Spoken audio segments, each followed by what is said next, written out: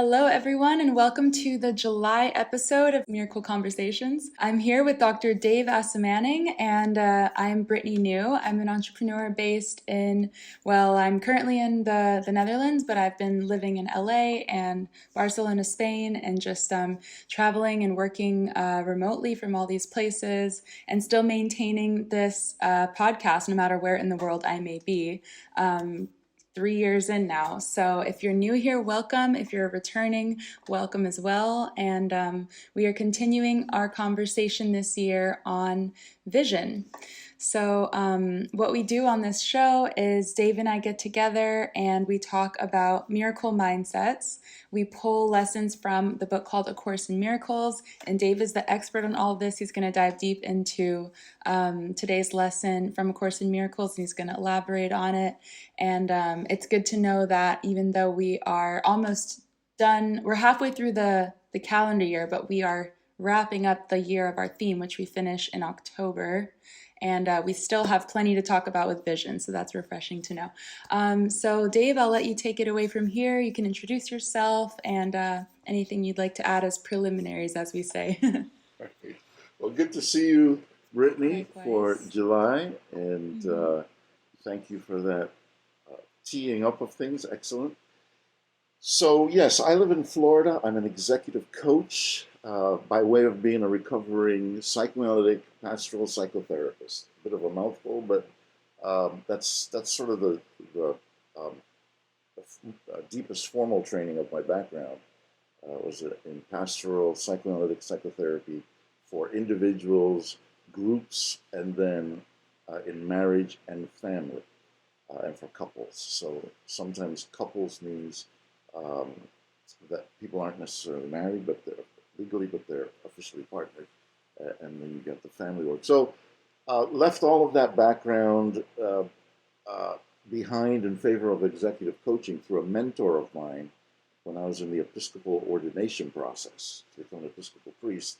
And she worked in corporate America for a company where her responsibility was the wealth portfolio. So she marketed to high net worth individuals. And we talked, and I was like, wow, it's fascinating what you do, reaching out to these people all around the world. And you get coached yourself as an executive. And I'm interested. The reason we're together is that you're mentoring me about the Episcopal ordination process, which, by the way, I dropped out of before it was complete. I did all the training for it, but dropped out of that in favor of Synchromind, which is the vehicle for all this. So anyway, executive coaching, and then over time it's evolved so that I'm working with ultra high net worth clients, and really grateful to my clients. I love my clients. It's just such a high privilege to work with the people I work with in some of the highest realms of leadership you could imagine, whether it's political or financial. These are people who are in the headlines, they make news, and I adhere to strict confidentiality, so I don't say much about the actual clients, but a lot of what I do is drawn from there. But I feel like I'm sitting like in the front row where history is being made with some of these, and it feels like, God willing, there's so much more runway with regard to getting to know more people in this amazing realm. So thank you, all my clients. If you ever listen to this, I appreciate you, love you, thank you for the opportunity to work with you. So yeah, miracle mindsets. So what is a miracle? In my sense of it, a miracle is a solution to a problem that seems impossible to solve, right? And so I did a 10-year Ph.D. in psychoanalysis and religion on the miraculous, in theology and in psychoanalytic theory, which means Freud and Jung. And there's a lot of different ways to approach miracles. I was doing it kind of through what you might consider to be soft miracles or synchronicity. Although my advisor was always saying, yeah, Dave, you can't collapse the two. A synchronicity is a synchronicity. It's not a miracle. A miracle is a miracle. It's not a synchronicity. So this was a highly technical point that it took me a few years to understand, but I get it now. But here I can say synchronicities are kind of soft miracles. When they're positive, you can have negative synchronicities too. So Anyway, point I'm making here is that miracles are solutions to problems that seem impossible to solve. And then miracle mindset is about all the training that goes on mentally that allows us to stay in the expectation that there's no problem that we have that can't be solved. Health, wealth, love, and enlightenment. Those are the four sort of pillars that I work on in the coaching. So this, to your point, Brittany, earlier, this call is directly related to fostering miracle mindset using one of the best resources I think available to us in the world, which is A Course in Miracles. As I mentioned earlier, I did the Ph.D. It took me 10 years. It was 300 pages long. Very super proud of the Ph.D. Course in Miracles is a billion times better than that Wow. Ph.D., which I think was, Wow. I think it's one of the best PhD dissertations on the miraculous, personally. Wow. You know, not to be conceited or anything about it, but Course in Miracles is easily a billion times, if not a billion times better. So we take it seriously, but we have fun with it too at the same time.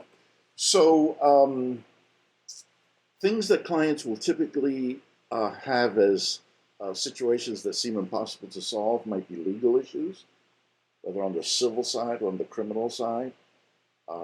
Very, very scary when somebody thinks the FBI is going to track them down and their whole life, everything they've built, their reputation is going to go down the drain. Scary, scary, scary when it comes to conflict in a partner situation or a marital situation or even at a business level where there's serious contention about who's going to get what and how much. And it's just, it can be so unpleasant. Raising children with enormous wealth and what to do about that. Give them nothing, give them everything. Uh, just so many different issues in the wealth arena. So, in each case, I'm not necessarily an expert in the legalities of each of the situations or the financial dimensions of the situation, but what I can help my clients with is develop the mindset that will help them to wake up from the nightmare they're in and get really good results. And I've had these in the health realm, in the relationship realm, and in the financial realm, in the business realm for myself, not to mention the enlightenment or existential sort of questions realm. What am I here for? What am I doing? I feel unhappy. I feel unfulfilled. I'm in conflict. I have deep anxiety about where things are going. So anyway, all of that by way of a bit of background for the joy in serving this unique group of leaders who are making a difference at the highest levels of the United States and the world to some extent. And all right, so there's all of that, and then we have a couple other quick things about the themes and the things we focused on. So as you pointed out, Brittany, we focused on vision. We're focused on vision this year. We usually start in November, December to launch into the new year. So we're almost at the end of the year that we're tracking. We'll pick up the new year in November. So we've got this month, August, September, October. And we still have a little bit more to do on vision. We've done themes in the past on miracles, thanks to you. That was a theme you thought would be good for us to look at. So excellent suggestion there. We've done light, peace, forgiveness, atonement. These are all bulky themes in the Course of Miracles. So vision, simply put, vision essentially means what God has prepared for us as a loving creator who had us in mind to be completely fulfilled in every possible way you could conceive fulfillment. That's how we were originally created, by a loving creator. Now, again, sidebar, you may not even believe in God. We don't force that on anybody. You may not call God God. It might not be the same for you. The inner Buddha, the inner Allah, the inner whatever. I mean, it's like we're not fussy about the details. It's inclusive while respecting all the differences that are important to all of us. But the point I'm making here is that there's respect for people who don't even, that's not even, yeah, don't even go there with me. God talk, I hate it, I don't like it. It's okay. I mean, we can do it through quantum physics, I think, to some extent, as I always like to say. That's for another time. So we've done all these themes, and vision is, we've looked at this through the months of this year, and I'll get into that a little bit more fully as the lead up to today's lesson, which is very, very brief, which is always maybe a trap for why these preliminaries get longer. If the actual teaching part is shorter, then maybe the preliminaries get longer. But no, I'm not just talking to Phil Tap. I love all of this stuff. It's really fun. So just a couple other quick things, and then we're going to go to our one of our own internal miracles, which I like to do on each of these shows. So personally, I've been tracking lesson 47. God is the strength in which I trust is the headline. Lesson 47. I've been tracking that for myself uh, this year and then the year before, and I'm going to keep going with it because it's a very comforting lesson. Lesson 48 is the one that comes after lesson 47, and it says there is nothing to fear.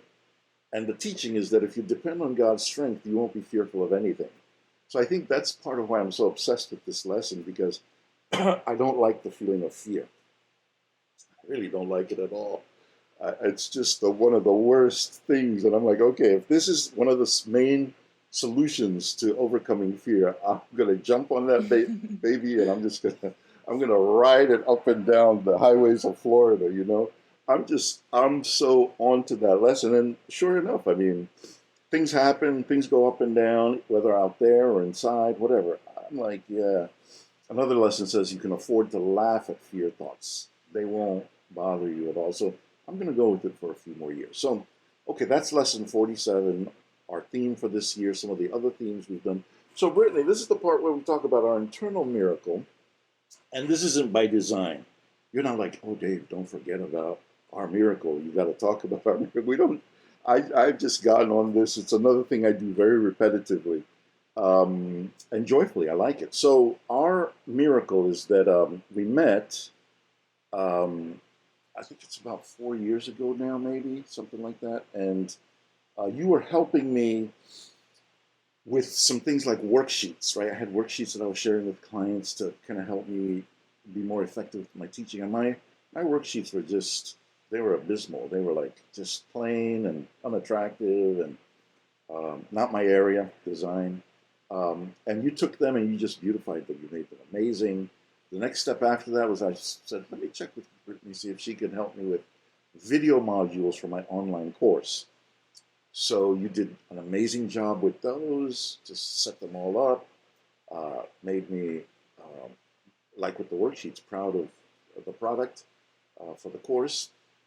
I took all of that and had a vision for the book, Nightmares to Miracles, same name as the course, same name as my coaching program.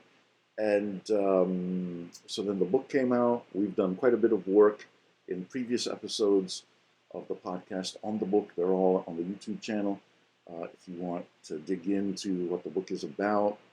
Um, and then with this monthly show, sort of a culmination of all these miracle steps in which I have somebody who just is gifted and talented in this area and makes my life super easy and miraculous around all of this. So we do this YouTube, we do this Zoom call. You take the raw video and then you put it into our video podcast or our YouTube channel, into an audio podcast, and then into a written blog. And you post all of that. It's just amazing. So over to you, Brittany, for a follow-up to anything you want to add about your work and where people can find you. Yeah, thanks for that shout out, Dave. You're It was really unique that we just met online and we keep working online, and it's been so consistent. You've been my not just that we work together every month, but that we talk for an hour a month, every single month. So that's pretty special. And what we're talking about as well on top of that, the nature of the conversation. And yeah, with that, we get to share miracles with each other personally before and after the call, which is really nice. And then on the call, we talk about things and stories emerge. So this is a really, really positive place for me, and something I look forward to every month. And I have a YouTube channel if anyone's curious about more of what I do. I've got some design tutorials for people and kind of digital marketing type of things. And I also have a website, brittanynew.com. And yeah, I think that's it about what I do. I specialize in branding and digital product creation, as Dave already said. But yeah, I also wanted to add one thing, a kind of synchronicity about what you just said about fear, because I actually this past week went to a workshop that my friend was hosting called Befriending Your Fear. It was really well done, and we went through a three-part process on how to turn your fear from enemy or from foe to friend. So Nice. yeah, it was nice, and Thank that you for you saying sharing that that. reinforces that. Yeah, it's been nice Hmm. synchronicity, like you said. I really Hmm. appreciate that. And Yeah. if there's ever an opportunity to share more about that in the show notes with permission from the person you did it with, or just in our newsletter, which we put out, I put out Okay. every month. Hmm. You're always featured at the top in terms of your contact information where people can find you. But Okay. I, Awesome. I put in all kinds of different stories and stuff Hmm. that I come across. So yeah, again, it's a good place. We can feature not to give you more work or anything, but it's open. So thanks for sharing that synchronicity. Okay. Hmm. Love it. Yeah. So, Nice. all right. So we'll jump into the content for today, the teaching content, and so we're doing this lesson 263, and it says, "My holy vision sees all things as pure. My holy vision sees all things as pure." So. Uh, I mentioned earlier that vision, simply put, is the way God sees our original creation and the infinite abundance, well being, goodness to how we were created. And that we've kind of lost that, replaced it with the ego nightmares for which miracles are necessary to restore us back to the divine vision, right? So, vision in A Course in Miracles is a very specific technical term of art, which means the way God sees things, which is without blemish or pain or suffering or any hint of a nightmare of any kind.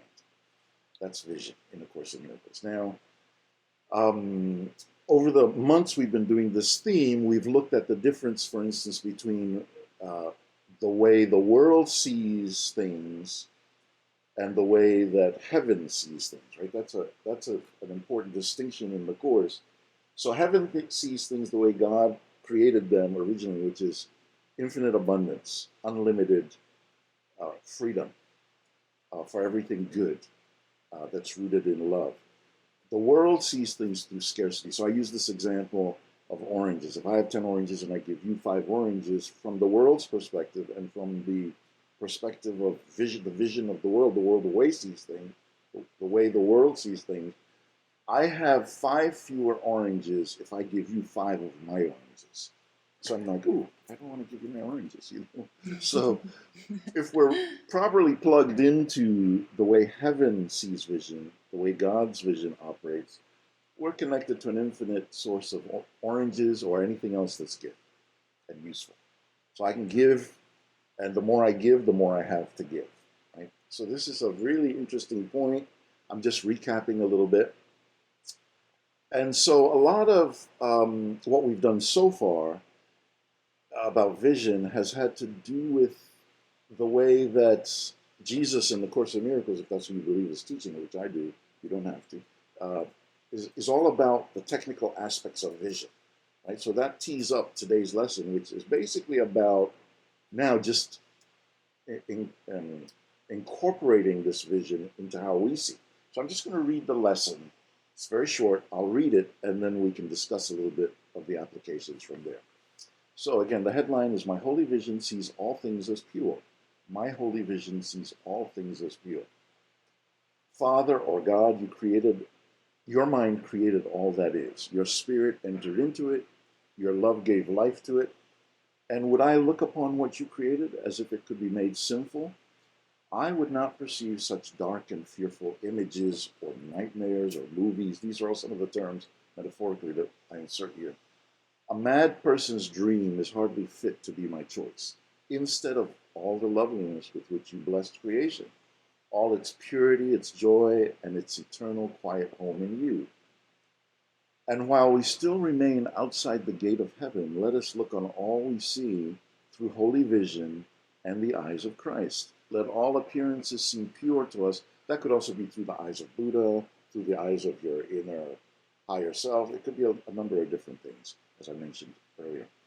Let all appearances seem pure to us, that we may pass them by in innocence and walk together to God's house as family and holy children of God. Right. So this is lesson 263, very short, and it's an entreaty. It's a prayer asking that we actually now, with all the technical things we know about what vision is from the heavenly or divine perspective and what it is from the scarcity, limited, worldly perspective, we're now praying that we see with vision everything. And that this is the practice and this is the discipline, that we see everything all the time from the divine perspective. So, wonderful teeing up of this in A Course in Miracles. So just a few quick things, and then right now I'll check with you to see some of what your thoughts are. So the exercises are usually just, or not usually, but in this case are the prayers, right? We're praying this, we're asking for help to be able to see with divine vision. Now the application, one of the applications would be, what is it like to do this with everything in our lives, to our personal lives, to our leadership, to our businesses, to our relationships, to our well-being, to our wealth creation. And so a specific sort of thing that will tie in with the call to action is something that we do on our group calls every month. So I have cohorts of leaders that are in group calls that I facilitate. Same topic for the podcast, and I use the first group call to kind of warm up to what the topic is, test out ideas with the group. We do the podcast, and I have a second group and share more of the process. So where I'm going here is that we have a segment called From the Headlines, or In the Headlines. So everybody on the call brings whatever popped out to them as something that's a bit nightmarish in the news. And the way we've done this over time is that we don't really debate with one another what the positions are, what we like, what we don't like. We just say this seems like a painful thing that's going on. Celebrity divorce, a celebrity dies, something, scandal. And then we try to see it through vision, basically, by bringing this to the divine and saying, we see this as a headline in the news that's kind of nightmarish, but we're praying here that it can be turned into something miraculous and bypassing the typical polemical sort of debate and controversial stuff about it. So for instance, if we just did a little bit of the experiment here with this weekend, Donald Trump allegedly almost got assassinated at a rally. So that's one thing. Shannon Doherty, for those who like 90210, she died from cancer this past weekend at 50 something. So she was a major kind of, hit celebrity in the 80s and 90s, I guess it was. Let's see, what else do we have here? We had the debate between Biden and Trump a couple weeks ago now, and everybody was just piling on that Biden should drop out because it was such an abysmal performance, and he should drop out. You had people like George Clooney and Stephen King and a bunch of other celebrities who are liberal saying he should get out. And then the mainstream media, so-called mainstream media, seem to be amplifying Biden's frailties and ignoring Trump's vulnerabilities, right? This seemed to be going on. And then just this morning, right, just before the call, I kid you not, like, I've been checking my news, just before the call, Judge Eileen Cannon, who sits in the court 15 minutes from where I live in Fort Pierce, she dismissed the Trump documents case, right? This has been a big case. She just dismissed it. It's gone for now. Now, I mean, the news is so explosive on so many levels, right? So, in terms of vision, we just say, okay, we bring all of this to the different things that we've been told we have available to us as tools to convert all of this nightmarish stuff, regardless of what side you're on. Convert all of this to miracles from nightmares. The pain of it, the hatred of it, the resentment of it, the frustration of it. So, lesson 23 says, I can escape from the world I see by giving up my attack thoughts. So that's the exercise there, to stay in vision more deeply. Any attack thoughts that I have about either side or what's going on, just list them and release them. Lesson 47, God is the strength in which I trust. About this situation, my connection to God is more important for my well-being and the well-being of the world than jumping into the movie and getting all kind of sort of upset about it. Now, it doesn't mean we don't do whatever we think we need to do in the outer world, but to do that from a place of pain as the main fuel rather than having some sense of connection to the divine and coming from vision um, is probably, in terms of leadership work anyway, the way that I like to support my clients to do it, it's probably not a good idea. Lesson 50, I am sustained by the love of God, right? There's a paraphrase in there that I do. Through the love of God within me, I can resolve all seeming difficulties without effort and ensure confidence. And then the last one, let miracles replace all grievances.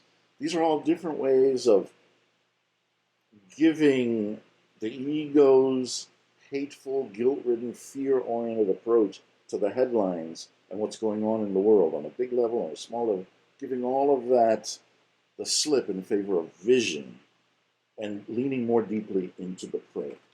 So, Brittany, any thoughts, any reactions, anything you want to say, and then we'll go to application, and then we're finished for today. Yeah, I think it's a really powerful message because part of the miracle mindset is really to just also stay in a high vibration. So it's impossible to stay at that high vibration if you're too busy focusing on what everyone else is doing in the world. So a mantra that I have between myself and God is whatever other people are doing, even if it's against me, it's between them and God. It has nothing to do with me. I'm going to do my best. That's a mantra that I have adopted to overcome anxieties about being lied to or being cheated. And it's like, do your due diligence, like you said, do what you feel like you must be done. But at the end of the day, when other people or situations are interfering with your ability to see things as pure, that's between that and God. So, yeah, that's my take on it. And also, the Bible says to mind your own business. I think that's just a funny little verse in there. It doesn't say it in those words, but mind your own affairs and kind of just keep to yourself, live a quiet life. Mm. Yeah, I mean an interesting topic. I think that's a big topic too, because Bible, the Bible and all these other things also say pray for your enemies. So in the dealings I've had along these lines, I say, and again, you'll hear it in the media and different places and on Twitter, especially. People like to say karma is a biatch, like I was moving the word around a little bit, but people like to use that, and I have felt that, that with the proviso, with this distinction that God is not on my side against somebody else's side, number one. But if I'm minding my business, to your point, and I'm in the course and I'm doing there's a protection that comes from that. And then I see people just, reaping the consequences of trying to do bad things, maybe to me, at least in my perception. And that's where karma is a biatch. It's like I'm just minding my business, doing my thing. I'm not trying to hurt anybody. Sometimes I might be harmful to somebody unwittingly, and I'll correct it if I know that I was doing something that's truly harmful to somebody. But I sent a text to somebody this past week, and I said, Okay, let's be mindful of the people who have tried to be harmful in our situation. Here's case one, here's case two, here's case three. Bad things have happened to those people. So I'm not going to get all excited about number four, where I think I smell a rat, you know? And I'm like, and I don't want ill to befall anybody who might be trying to do bad things to me or my business or whatever it is. But it's not a good idea. Not because I'm special and protected against or protected more than that person is. But if your mindset is in scarcity and the world and the ego stuff and all those limited approaches to vision that we talked about, then you can be comfortable knowing that you're protected. So I love your point. It's all implied in all of this, very much so. And I'll frequently say to clients, we're teeing things up to protect your interests, not to harm other people. So in case somebody's trying to harm you, we're protecting you from any harm by doing what we do with Miracle Mindset, but we're not actively engaged in trying to hurt other people. It's kind of all part of the positive karma. If I'm so well protected and have access to everything, I don't need to be concerned about whatever tricks somebody's playing to try and take me down. Right? So it's all related to what you were saying. So, well, very good. Anything else on your mind, and then we'll do call to action and Like you said in the beginning of the show, you said the application would be to kind of look at the different areas of your life to intentionally declare what you're going to see as pure. So you could say, I see my marriage as pure. I see my colleagues as pure. I see my employees as pure. my money, Yeah, my the money. politics of the country, the race Mm-hmm. for president, the courts, the criminal Mm-hmm. justice system. If you Exactly. Jennifer Lopez, P. Diddy, all the Mm-hmm. scandal around these things. Mm-hmm. Somebody just died. You Yeah. know, Israel and Hamas. It's all there's a vision in which none of the suffering, none of the nightmares Yeah. is um, is actually uh, substantive. There's Mm-hmm. a perspective in which that's all like a bad dream. It's Mm-hmm. terrifying Mm-hmm. and it's horrible while you're in it, but we can be agents to help everybody wake up from that. Yeah, Absolutely. yeah. Absolutely. So the call to Okay. action, Yeah. just Mm-hmm. reinforcing the call to action. So Mm-hmm. the call to action is to make a list of the places where things are fearful or scary, right, in Mm. one's own life: health, wealth, love, Mm-hmm. enlightenment, the news, the Mm-hmm. economy, to Mm-hmm. problems in the business. We're not making enough sales, Mm-hmm. or the sales we're making, people want to finagle with us out of the fair market value of what they should be paying, or Mm-hmm. the people who come regularly aren't wealthy enough to pay Mm-hmm. the premium fees that they're supposed to pay. Mm-hmm. You get this with so many different businesses, right? As a Mm-hmm. kind of challenge. It's like so all of these challenges are just part of the nightmare Mm-hmm. of the ego, and you can list all of them, and then use the prayer today, use the mindset work we talked about today, the whole journey of vision, um, to tap into a source where all of this is fixable and fixed Mm-hmm. by Mm-hmm. constantly practicing the connection with the divine, right? So Mm-hmm. our call to action. You did a great job of just amplifying a little bit. I'm not mansplaining. It's like music. We're riffing off of each other. So Exactly. Mm-hmm. anyway, it's just about being more invested, leaning in more Mm-hmm. to partnering with the divine to see Mm-hmm. things Mm-hmm. as pure. Again, one final point I think on all of this is that it doesn't mean that one ignores or denies the pain and the suffering that people have in their suffering. You can't just come up to somebody, counseling 101, therapy, coaching, and say, oh, just get over it. That's not a big deal. It's not real. That doesn't work at all. Mm-hmm. There has to be an empathic connection to the person, and and then slowly you can help the person see that there's a different uh, place from which to come about it. So, Mm-hmm. all right. So that's it for us for today. Good. Right. Yeah. All right. Well, thanks again for another great show, and thanks to everyone who tuned in today to listen and really make that list, do that application. See the world as pure, see yourself as pure as well. Forgive yourself. We've done forgiveness seasons in the past and lessons in the past, but that's part of also seeing things as pure, is applying that forgiveness, which is really important. So yeah, thanks everyone, and I'll see you next month. Excellent, Brittany. Thanks for all your help. Excellent call again, and see you. And our audience, thank you. If you have comments, reactions, let us know. See you all next month. And you All too, right. Brittany. Yes, thank All you. right. Bye. Bye bye.